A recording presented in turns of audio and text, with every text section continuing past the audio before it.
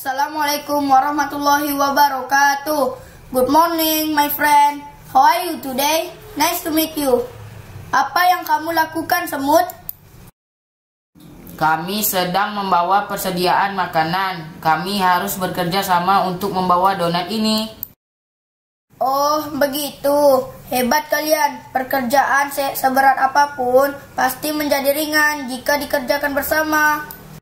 Tentu, oleh karena itu kerjasama dan tolong-menolong harus kita tanam dalam diri kita, terutama tolong-menolong dalam kebaikan dan takwa. Oh, begitu teman. Ya, dalam Al-Quran surah Al-Maidah ayat 2 Allah menjelaskan supaya kita suka tolong-menolong dalam berbuat kebaikan dan takwa. Oke, my friend. Thank you. Selamat bekerja, teman. Kamu mau kemana? Aku mau belajar agama. Bismillahirrahmanirrahim. Assalamualaikum warahmatullahi wabarakatuh. Kaifa haluk? How are you today? Nice to meet you. Are you happy, my student?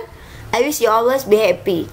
Dan harapan madam, semoga kalian selalu dalam keadaan sehat dan Allah melindungi dan merahmati hidup kalian. Oke, anak-anak yang soleh dan soleha, hari ini kita kembali belajar mata pelajaran agama, yaitu tentang kerjasama dan tolong-menolong. Nah, sejak kapan perilaku kerjasama dan tolong-menolong ini dilakukan? Akan kita bahas hari ini ya. Oke, are you ready, my student?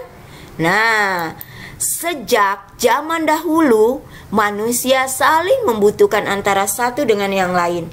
Karena manusia itu disebut makhluk sosial, saling bekerja sama dan tolong-menolong.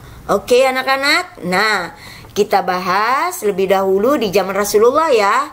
Setelah 13 tahun Rasulullah Muhammad SAW berdakwah di kota Mekah, Islam sulit berkembang, anak-anak. Perlakuan orang-orang kafir di kota Mekah semakin menjadi-jadi. Bahkan mereka berniat ingin membunuh Rasulullah SAW.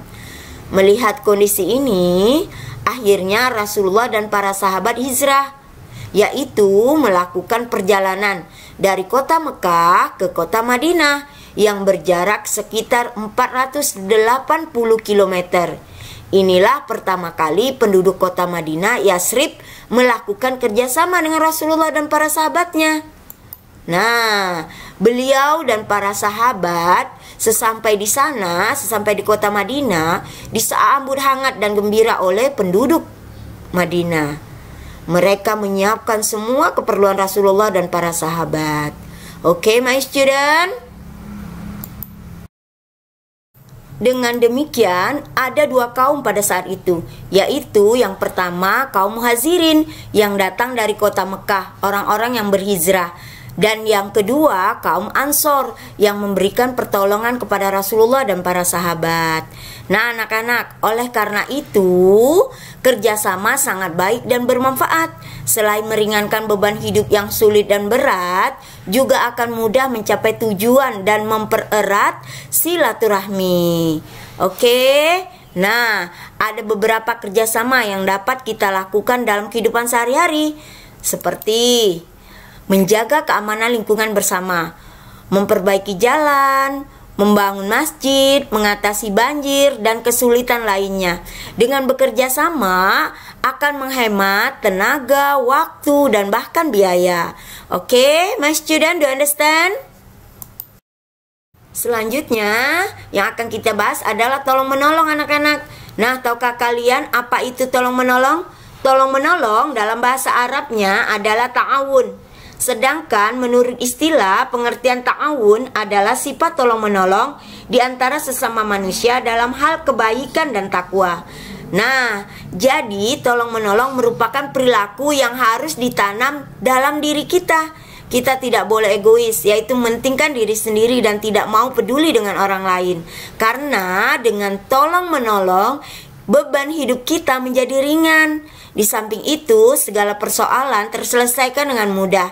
Jika orang lain butuh pertolongan kita, anak-anak, maka tolonglah. Karena jika kita berbuat baik kepada orang lain, sesungguhnya kita itu berbuat baik untuk diri kita sendiri. Quran Surah Al-Isra ayat 7. Namun, jika sebaliknya, ketika kita diberi pertolongan dari orang lain, apapun bentuknya, besar atau kecil, jangan lupa kalian ucapkan terima kasih pada orang lain yang menolongi kita. Allah menegaskan dalam firman-Nya surah Al-Maidah ayat 2, "Wa ta'awanu 'alal birri wat taqwa wa la ta'awanu 'alal ismi wal 'udwan." Dan tolong menolonglah kamu sekalian dalam mengerjakan kebajikan dan takwa, dan jangan tolong menolong dalam berbuat dosa dan pelanggaran. Ayat ini harus kita ingat bahwa tolong menolong yang diperintahkan dalam Islam adalah tolong menolong dalam berbuat kebaikan dan takwa anak-anak. Sebaliknya, kita dilarang tolong menolong dalam berbuat dosa dan pelanggaran serta perbuatan buruk lainnya. Okay, my student, do you understand? Madam berharap kalian paham dengan apa yang Madam jelaskan hari ini. Oke, cukup sampai di sini dulu pertemuan kita hari ini. Let's finish our lesson by hamdalah. Alhamdulillahirabbil alamin. Oke, do you understand? Jika kalian paham, silahkan tes kemampuan kalian, teman. Don't forget, jika sudah selesai, kirim ke Mister ya. Oke, are you ready? Let's finish our lesson by hamdalah. Alhamdulillahirabbil alamin. Wassalamualaikum warahmatullahi wabarakatuh. See you.